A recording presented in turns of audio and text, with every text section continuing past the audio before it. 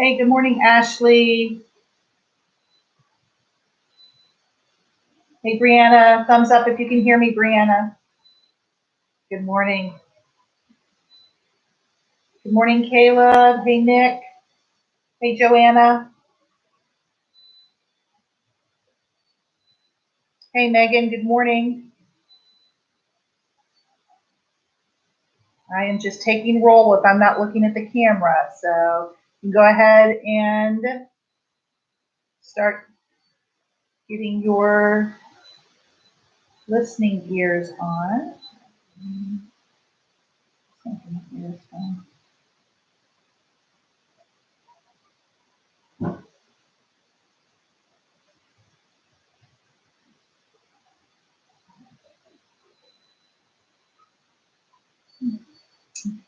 see. Hey, Musa, good morning.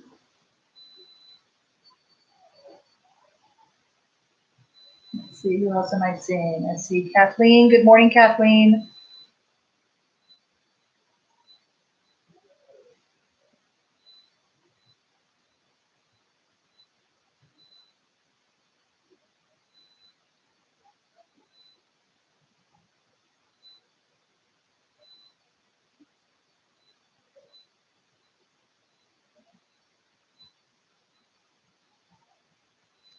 Okay, let's see. Do we have Philip yet? I'm just going down my, hey, good morning, Mark.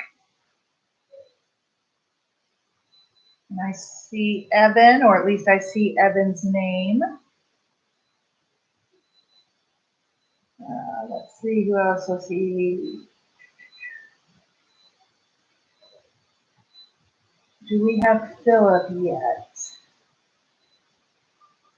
Whoever I'm always right is, if you could put your name in so I know who you are to see if that is an accurate statement. Good morning, Jed.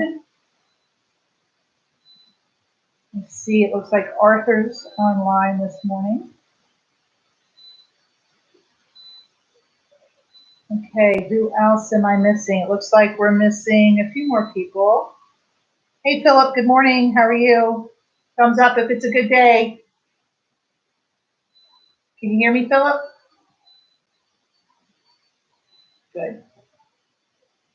Jed's thumbs down on the day. It is only 9:02. Hopefully you're not already wiping the day away. Hey, good morning, Ngozi. I miss seeing you guys every day. I mean, I'm seeing you, but not really seeing you. So, okay, we're waiting for, let's see, Kalebi. I don't see Kalebi on unless he's the I'm always right. Whoever's screen name is I'm always right, let's change it to your actual name, please. So I know who you are and see you. Was that you, Nick? I'm always right? Nick R? Let's see. All right, I'm waiting for, there's Abel. Good morning, Abel. Let's see, is Gustavo joining us today? I don't see Gustavo. I don't see Kalebi. I see Joanna and Megan and Brianna. Okay. All right, we're going to go ahead and start. I'm going to go ahead and pray real quick. We'll get started. I want to talk a little bit more about our Bible verse we talked about yesterday, then we'll get into talking about history. So let's pray. Dear God, thank you so much for today, Lord. Thank you for the fact that we can come together in a Zoom meeting class, Lord. It's just not the same being away from our students, Lord. I know we can still connect, we can still see them, Lord, but the relationship there is physically not there, Lord. And I know it's hard for all of us. Help us as teachers to do our best to stay in contact as much as possible. God, I pray that you'll be with our country during this time, Lord. We live in such a great nation, Lord, with so many resources and so many opportunities afforded to us. I pray for our president, help him make wise decisions with his team as they're combating this virus, Lord. I pray with all the doctors and the nurses that are out there on the front lines through all of this, Lord. I know it's very difficult. I know there's several families in our school with moms or dads that are in the medical profession. I pray you'll protect them, protect their family, protect all of us from getting this virus, Lord. Thank you for loving us. Thank you for our school. In your son's name I pray. Amen. All right, if you look at the board real quick, everyone can see. I'll turn my camera back a little bit later when I start teaching. But yesterday, remember, we talked about Jeremiah 33:3, which is kind of the verse I want to focus on the next week or two to help us get through this time in history. Now, granted, history means it's something that's happened in the past. This right now is happening every day. It's not happening in the past. But I wanted to encourage us. This is as much for me, guys, as it is for you, encouraging all of us of how we're going to get through what eventually will be in our history books. And yesterday, we read the verse and we talked about the word call, about praying, about asking for God to help us. Let me read the verse again. We'll talk just a few more things before we get into our lesson today. Jeremiah 33:3, call unto me, and I will answer thee and show thee great and mighty things which thou knowest not. So today I want to focus on the two words, unto me. Yesterday we talked about calling, which meant praying, reaching out to the Lord. Unto me, I want to talk about who we're actually praying to and how that can give us confidence and that can give us hope, that no matter what we hear on the news, no matter what we see, no matter what's happening at our doorsteps, we can call unto the person that can change things. If you, I know you probably don't have your Bibles with you, but let me read Luke 12:7. Let me give you kind of an idea who the unto me is. Luke 12:7 says, but even the very hairs of your head are all numbered. Fear not, therefore, ye are more valued than many sparrows. And then I want to read Psalm 95, verses 3-5. It says, for the Lord is a great God and a great King above all gods. In his hand are the deep places of the earth. The strength of the hills is his also. The sea is his, and he made it, and his hands formed the dry land. Guys, we have a great God that we can pray to. And not just for the coronavirus. I'm hoping that you guys reach out to the Lord for it, no matter what's going on in your life, for helping you study better, helping you pass quizzes and tests, helping you with your relationship with your siblings. God's not just a God of when the big things happen. God's a God of when everything happens. And especially during this time that we're going to read about in our history books at some point, whether it's next year, whether it's 5 years from now, whether it's you guys reading in your history books or your children reading in their history books. I wanted to give us encouragement that we're not in this alone. If you watch any of the news, and I go home and honestly, I'll watch different channels that, constantly who's saying about what. I'll be watching press conferences. I watch President Trump's address pretty much every day that he addresses to the American people about what's going on. And it can get kind of depressing if you let just the outside influences affect you. But we have to remember that God's word says to call. Number one, we have the ability to call unto someone, and that unto me is a God that's got this in his hands, got this in control. Whether we are in control or not, and obviously none of us right now can control it. If I had my way, you all would be sitting in my classroom right now, not over a computer screen, if I was in control. But I'm not in control, and none of us are in control. So I want to leave you with that. We'll talk more tomorrow about some of the other verses. Some of the other words in that verse. But I want to leave you with that today is call, and we're calling into a great God. And just remember that. Okay, everyone, while we're getting ready, turn to page 265 in your books, please. Yeah.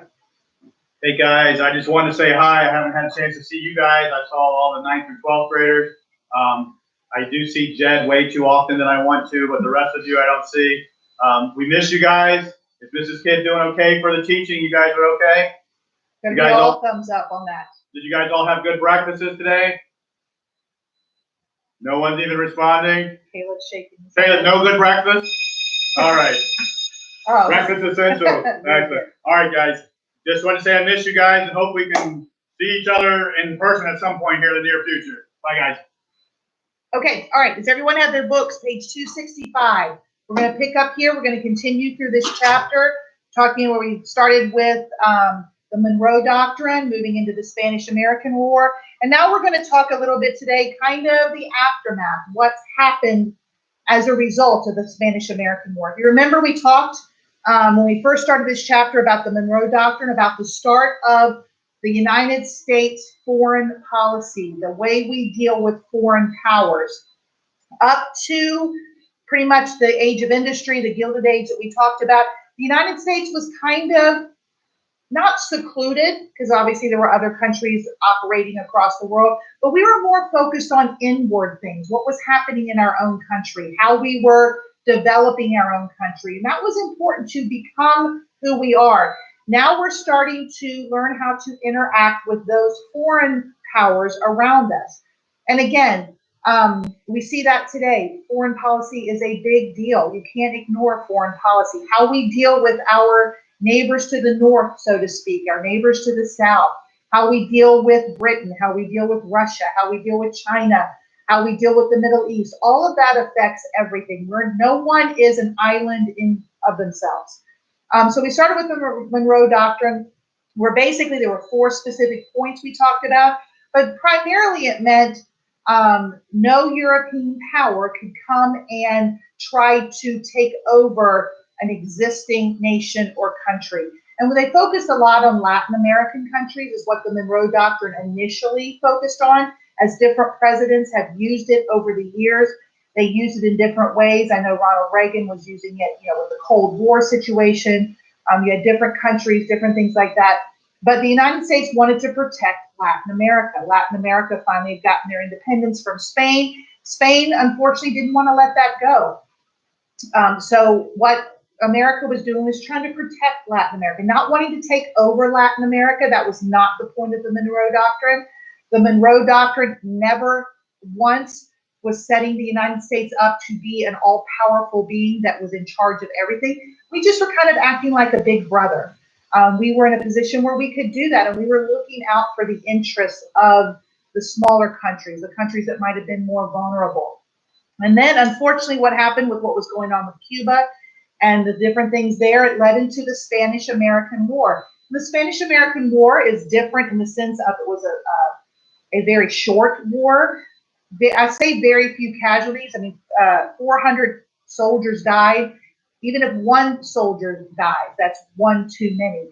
But if you look at over the course of history with the different wars we've been involved in, 400 people, that's not a whole lot of people in the grand scheme of things. We just recently, about a month or so ago, 2 months ago, finished the studying of the Civil War. Obviously, more lives were lost in the Civil War than in the Spanish-American War. So every life is important, just like it is today. But if you look at it statistically, the Spanish-American War had much fewer casualties than other wars. The fact that it was a short war helped that. Obviously, the longer a war goes on, you're going to have more casualties. That's just the way it works. But out of all of this, when the Spanish-American War finally ended, we talked yesterday about the Treaty of Paris and what the Treaty of Paris set up. The war was over, and then anytime you end something significant like that, you have to have things in place so it doesn't happen again. And just to review this, the Treaty of Paris, if you look on page 264, under results of the war, you'll see there's several things. Number one, it recognized Cuban independence from Spain. It basically set up the fact that now Cuba was and will be independent from Spain. And that's all Cuba wanted to begin with. Spain treated Cubans very harshly, very meanly. They were not kind. They were cruel. It talked about the atrocities that the Spanish government was enforcing on the Cuban people. So the Treaty of Paris set up that Cuba now was officially independent from Spain. The second thing is it confirmed America's acquisition of Puerto Rico and Guam. That's significant. We're going to see that a little bit today about what was going on in Puerto Rico and Guam, but that gave us those properties. We acquired it through the Treaty of Paris. And then finally, the last thing was agreed that Spain would cede or give up the Philippine Islands to the United States for $20 million. So we paid $20 million for the Philippine Islands.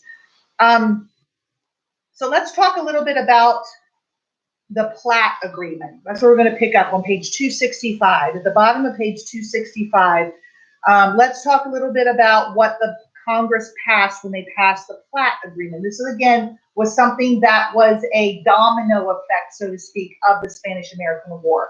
And we've talked about domino effects. We saw the domino effects through the Second Great Awakening. Kind of, you have a significant event, and then you see the residual effects, what happens after that. When the coronavirus, when this whole thing is all said and done, there's going to be domino effects from what they're putting in place for that. There's going to be different protocols for healthcare. There's going to be different screenings for this. There's going to be different vaccines that are made, things like that. So there's always results coming from that. And the Platt Agreement was one of those. It says at the bottom of page 265, follow on when I'm reading, it says in 1901, Congress passed the Platt Agreement, which provided for Cuban independence under certain circumstances. So Cuba wanted to be independent, but there still had to be some parameters or a framework for them to become independent. It's kind of like you can't just expect somebody or something that never, like Cuba, that never had independence to suddenly be able to figure it all out on their own. Unfortunately, it doesn't happen. It's kind of like kids. As a parent, as I'm raising my children, I don't just throw them out there to the wolves and expect them to figure it all out on their own. They probably could, but if I could help them along the way without that happening, without some of the hardships, without some of the problems, then that's my role as a parent. And that's kind of what the United States was doing here. They were kind of acting, if you want, in a way, if you want to kind of describe it, as a parent to Cuba. Now, the Platt Agreement provided for these things for Cuba to actually maintain their independence, which is what Cuba wanted to do and what the United States wanted Cuba to do. Number one, if you look at the bottom of page 265, it says Cuba was never to give up its independence to a foreign power. Now, you could say, well, that's kind of a dumb thing to put in. Of course, they would never want to do that. But think about it. If they're a new country and there's going to be struggles, there's going to be struggles financially. There's probably going to be struggles with the people. There's probably still going to be a pocket of people that don't want the independence, that like the way the things they were. Who knows? So to say, you're saying, why would you say that? Of course, they would never want to give up to a foreign power. But depending on circumstances, they may think, wow, this is too hard, or I don't know if we can really do it. And it was going to be some struggles. It wasn't going to be easy going. So the United States wanted to kind of secure that, hey, you guys, you're not giving up your independence. It kind of put it in stone that no matter what happens, no matter how hard the road's going to be, you will not give up your independence again. The second thing the Platt Amendment talked about was Cuba would not run up a foreign debt that could not be paid. Now, you wonder, well, okay, what's the big deal about that? Well, obviously, you need money to run anything. We saw it in the Civil War, how much debt was incurred to try to keep ammunition coming, trying to keep supplies coming, things like that. And we know that today in American society, credit cards, you need things, people they charge stuff on credit cards. My mortgage, I'm in debt to the bank for my mortgage because the bank gave me money so I could purchase my house. So debt is not a new thing, but debt can be an overwhelming thing if it's not treated right, if it's not done the right way. It says European powers use this as an excuse to invade a nation. Basically, if they knew that Cuba was incurring a lot of debt because they couldn't pay for things or needed money to run things, then a European power could come in and say, hey, you're struggling, here's some money, let us help you, now let us take control of you, so to speak. So they were setting in place, the United States was setting in place for Cuba as don't incur debt to the point where you can't, you're vulnerable to somebody else.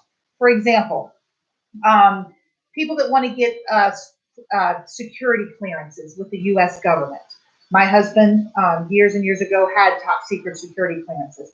When you have security clearances, they look at a lot of different things. One thing that the government will look at when they do their background check is how much debt you have, how much money you owe to other people. And if you owe too much money, then you become a candidate for someone to maybe come in and bribe you or persuade you or manipulate you because of the amount of money you owe. And that's kind of what the United States is wanting to prevent here with Cuba, is they did not want Cuba to put themselves in a position where they would be vulnerable to be taken over because they couldn't defend themselves financially. The third thing the Platt Amendment stated, and it's still at the bottom of page 265, says the United States would retain the right, and this is important, to intervene, send in troops to maintain law and order or protect Cuba from an invasion. It didn't say the United States reserved the right to take over Cuba, only to intervene. In a situation, let's say my children, two of my kids are fighting. Let's say Jed and Abby are fighting. It's my role as their parent to intervene in that situation, to put myself in there, figure out what's going on, set down some guidelines, set some rules, pull them apart, whatever I have to do to maintain order. And that's what the United States was doing here. Again, they're acting as a parent. We talked yesterday about they became a protectorate. We became a protectorate of Cuba, which means we're protecting them almost like a parent. So the United States wanted to let Cuba know that we retained the right. We had the right to come in with our troops and intervene if necessary, not take over, not rule, but just intervene, kind of be a solution to a short-term problem. Again, that was still protecting Cuba, who was a new independent nation, from getting overrun by some large European power. And number 4, it says that Cuba would either sell or lease naval bases to the United States. Now, if we're going to put all this effort into it, all this resources into protecting Cuba, it makes sense that we want something too, not selfishly, but rightfully. It's like if I am buying my children's clothing as a parent, then I reserve the right that I should get something out of that. I should get either their obedience and wearing what I want to wear, or taking care of the clothes I give them. There should be some type of reciprocal benefit to me, or to whoever, to the parent or whoever. In this case, the United States says, we're going to do all these things for you because we want you to succeed, but we would like to have in return, it says, lease or sell naval bases to the United States. Now, that's important. They didn't have to sell it to where they didn't own any stock, and they could lease it to the United States, meaning they could still retain ownership of it. We were just renting it, so to speak. The Cuban government, the top of page 265 says, agreed to the Platt Amendment, and American troops were withdrawn in May 1902. Remember, at this point, American troops were there in Cuba, kind of protecting them, helping them through the end of the Spanish-American War. Now, because Cuba agreed to the Platt Amendment, we could pull our troops out. We could let Cuba start doing what Cuba wanted to do, and we kind of watched from the wings. We kind of stood back and would intervene if we needed to intervene. Let's talk about Puerto Rico. It says Puerto Rico quickly began to benefit from American rule. Remember, we got Puerto Rico from the Treaty of Paris at the end of the Spanish-American War. It says, as new health and sanitation measures improved living conditions and a free enterprise economy, that's what we have in America, free enterprise economy, began to flourish, Puerto Rico developed the highest standard of living in the Caribbean. We've talked about that. I think we've talked about in this class what a standard of living is. That's basically the means at which you live. It doesn't mean that if I earn more money than you, then you don't have a good standard of living. It just means that you might have a better one, you may have a different one. Standard of living is just how comfortable you can live by. Obviously, if for those of us in the United States, we all have electricity, we all have running water, we all have heat in our homes, or air conditioning in the summer for a lot of us. If you have air conditioning in your home, I can see every single one of you have a computer or some type of electronic device to get on to do school. So our standard of living is pretty high in the United States. That's not always been the case. That's not always the case if you travel anywhere in the world. You see that even some of us that think we don't have a lot, or we think we're poorer, or we're not as advantaged as some other people in the United States. If you compare us with countries and nations as a whole across the world, we are truly blessed. We're a truly blessed nation, and we have a very thriving standard of living. But Puerto Rico, based on adopting American values and American philosophies, we're seeing the benefit of that, kind of seeing the reaping and the sowing benefit of that. And they had the highest standard of living in the Caribbean. It says American occupation also prepared Puerto Rico for more self-government. And in 1917, Puerto Rico was granted American citizenship. So that's the goal that America wanted to do, that we wanted people to be able to govern themselves and to govern themselves well.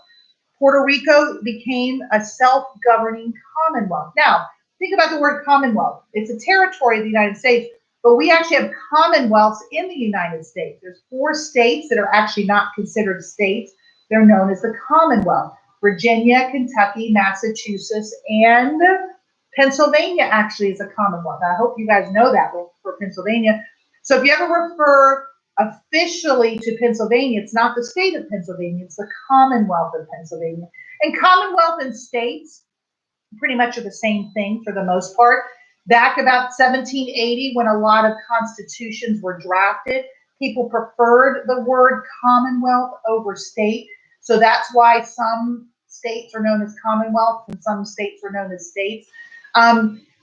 People have argued that Commonwealth may include like the land and the citizens, where state only refers to the governing entity that they have.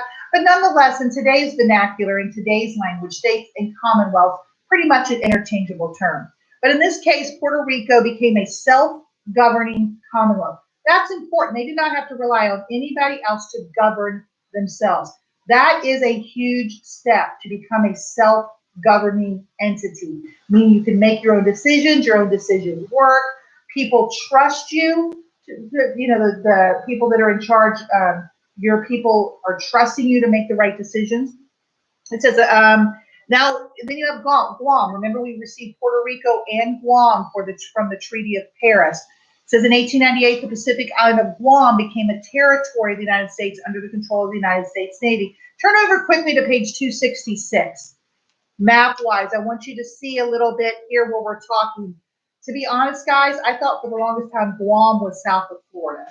I had no idea that it was, and people would say that we had friends of ours that are now living in Guam.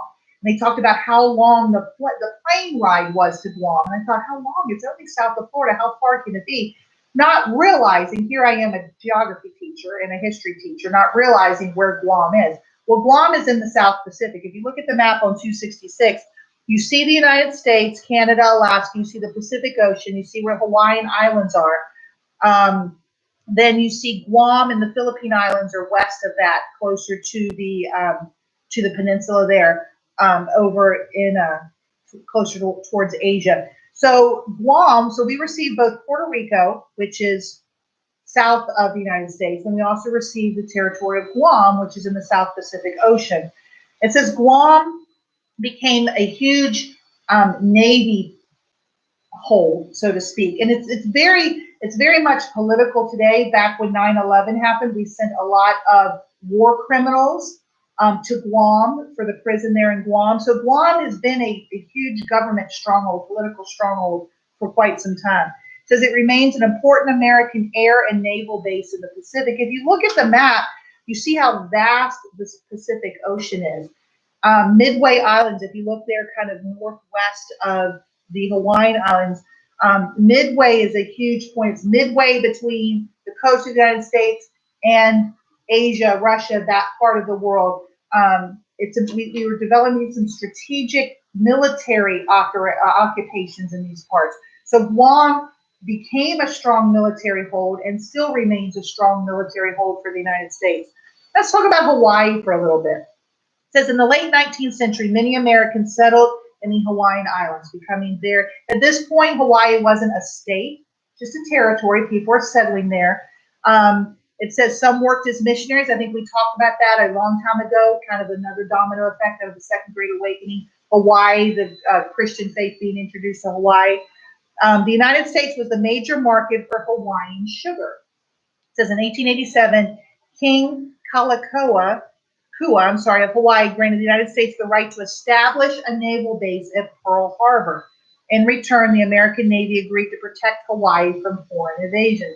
Pearl Harbor, we all know what happened at Pearl Harbor, and we'll talk about that as we get closer into our world wars. We'll talk about the significance that Pearl Harbor played. But Pearl Harbor, we were allowed to establish a naval base at Pearl Harbor in exchange for we were protecting Hawaii from foreign invasion. Think about it where Hawaii was. Hawaii is not on the main continent, not part of the contiguous United States. They were in the middle, literally in the middle of the ocean, in the middle of the Pacific Ocean. They needed someone to protect them. Obviously, with our strategic place in Guam, we had the ability to do that, but they were kind of a sitting duck, so to speak. There was no land protection for them. So it probably comforted them a lot to know that the United States, now that we're being known as a military power, a naval power, one of the results of the Spanish-American War, that people are gaining confidence in our ability to defend them, that now Hawaii is benefiting from this. But it talked too about the queen there who disapproved of all the white settlers that came to Hawaii.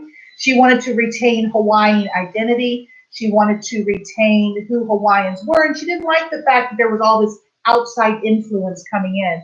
It says on 265, she wanted to take over the property of the whites, eventually chasing them out altogether, do away with Hawaiian constitution, and rule as an absolute monarch. She wanted control. She thought she was losing control. She felt like she was losing control, and she was trying her best to regain control. And she wanted to rule as an absolute monarch. I mean, she wanted to be the ruling factor in Hawaii.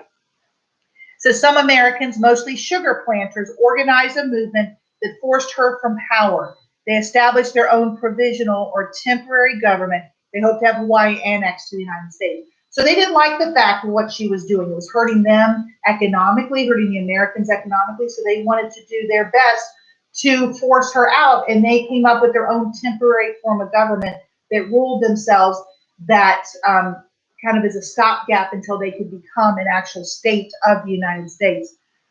We drug our feet, the United States drug our feet for a while, whether we wanted to make them a state or not. It says in 1898, the outbreak of the Spanish-American War led to the annexation of the islands. In 1900, on page 266, Hawaii became a U.S. territory and its people became U.S. citizens. Hawaii would remain a territory until 1959 when it became a state. So it was recognized as a U.S. territory in 1900, but it was almost 60 years later before it actually became a state. And now, obviously, Hawaii is, those of you that have ever been to Hawaii, I've been one of the most beautiful states, beautiful places in the world there ever is. It's hard to imagine a time when we as Americans couldn't freely enjoy that. But let's talk a little bit, 266 real quickly, American Samoa. The island there, if you look on the map, it's kind of south of where the Hawaiian Islands are. There was a huge dispute between England and Germany and Britain. We all wanted to, or Britain, the United States, and Germany, we all wanted to control it. But it's so interesting, when I was reading this, it says, let's see, where's talk about the tornado or the hurricane. It says in 1889, German and American ships were preparing for battle, meaning battle over who was going to control those islands. An unexpected hurricane destroyed the warships there in the harbor. If that's not God, I don't know what it is. How we were prepared to go to war and God stopped it in his power, in his infinite power. Nothing happens by chance. Nothing happens by circumstance. And then that set up kind of each of the nations kind of taking a portion of the island and governing the island, so we all learned to work together. If you look on page second column of 266, preparation for self-government, and this is huge. And this has kind of been, I think, a lot of what's made the United States successful in our foreign policy. It says, of course, some Americans had economic interest in the Pacific Islands, makes sense, but the United States prepared all of her overseas possessions to govern themselves. It was not our intention to take over any country, any nation, any island, whatever you want to call it. It was not our desire to rule it and become this great, vast nation of it. We just had all these strongholds all across the United States. Our desire was to set them up to govern themselves, to set them up to be successful. It says the Philippines became an independent nation, Puerto Rico a commonwealth, Guam a territory, and eventually Hawaii a state. By doing that, it gave them the confidence to do what's right. It gave them, their people, confidence in them. And bottom line, because of our ability to not come in and rule with an iron fist, that last sentence in the paragraph, it says, most importantly, wherever the American flag went, it was followed by Christian missionaries who took the gospel to the native people. Think about it. If we'd gone in very heavy-handed, very iron-fisted, so to speak, and demanded that they follow our rule and we're going to rule them and they're going to become part of the United States, regardless of who lived there or whatever the case was, do you think they'd really be that open to Christian missionaries trying to spread the gospel? I'd like to think they wouldn't be. They would probably resent the fact of America coming in. But by us doing that, we then were able to get Christian missionaries into those countries, into those nations, into those islands to further the gospel, which is really what our job is as human beings, if we're saved, is to carry the gospel into the uttermost parts of the world. We're going to stop there. We have about, we have about 5 minutes left of class. Let me finish up real quick talking about McKinley. President McKinley, he ran for a second term. We haven't really talked much about the presidents. Obviously, James Monroe, we talked about his significance in the Monroe Doctrine. Then you had McKinley, who ran for a second term. What's significant, again, everyone has a claim to fame. Every president has a claim to fame. During his second term, he attended a public reception in New York. While shaking hands, he was actually fatally wounded and he ended up being killed, dying from that. He was assassinated. Again, I told my geography class yesterday, we were talking about some trivia, or 2 days ago, talking about trivia with some of the United States. We're studying the United States in geography now. One of the deadliest jobs in America is the President of the United States. Statistically speaking, it's the deadliest job in the United States. McKinley being the result of one of those about that. It says on September 15th, Vice President Theodore Roosevelt, Teddy Roosevelt, took the presidential oath of office in the presence of several members of cabinet. Teddy Roosevelt, we're going to pick up there the end of the week, first of next week. Significant role he played in American history. So we're setting ourselves up for some great, great, great changes that are going to be happening on the horizon in our history. So I want to stop there. I want to reiterate again what your homework is. It's due on Friday. Geography Project 15 is due on Friday. And your page 219, I'm sorry, page 267, 1 through 11 is due on there. Let me see if there's any questions here. Let's see, someone was asking how long we'll be teaching online. Guys, we'll be teaching online until our school building can open up. If that doesn't happen this academic year, we'll be teaching online through the rest of the school year. So let's see. I think that's all the questions I had. I have put on ThinkWave, like I told you, there's 2 documents on ThinkWave. One document is how to upload a document to ThinkWave. Look at that if you have any questions. There's another document on there about how you can contact me, how your parents can contact me if they need help, or you need help, or you have a question, or you don't understand something. That information's on there as well. If you go on the assignment, if you go on the Geography Project 15 assignment, you will see where I've uploaded a copy of the Geography Project 15. Some of you, I know you don't have your Geography Project books. I know that because they're sitting in your lockers. So I have gone ahead and made you a copy and put it on the assignment under files. So if you need a copy of it, download that file and then you can answer the questions. The only thing is there's a map you have to fill out. You're going to have to draw that map on a piece of paper if you don't physically have the Geography Project pages with you. So all that's there. If you have any questions, see that. Look at that document, how to contact me. My number is on there, my phone number. If you want to text me, you are more than welcome to do that. Any questions? Last chance for chatting. Any questions? All right, guys, we missed having you guys here. I hope you guys are doing well. Stay well, stay safe. Don't go out unless you have to. I'm sure your parents are telling you that anyway. So, all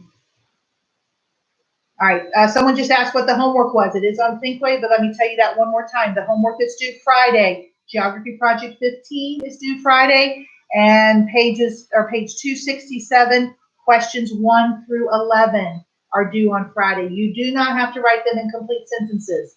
That may or may not change for later assignments. For this assignment, you do not have to have a complete sentence. Okay, I am going to go ahead and it's 1 minute left. I'm going to go ahead and end the meeting. I'm not going to unmute you today. I'm going to end the meeting. I will see you guys at noon for study skills. Have a great day.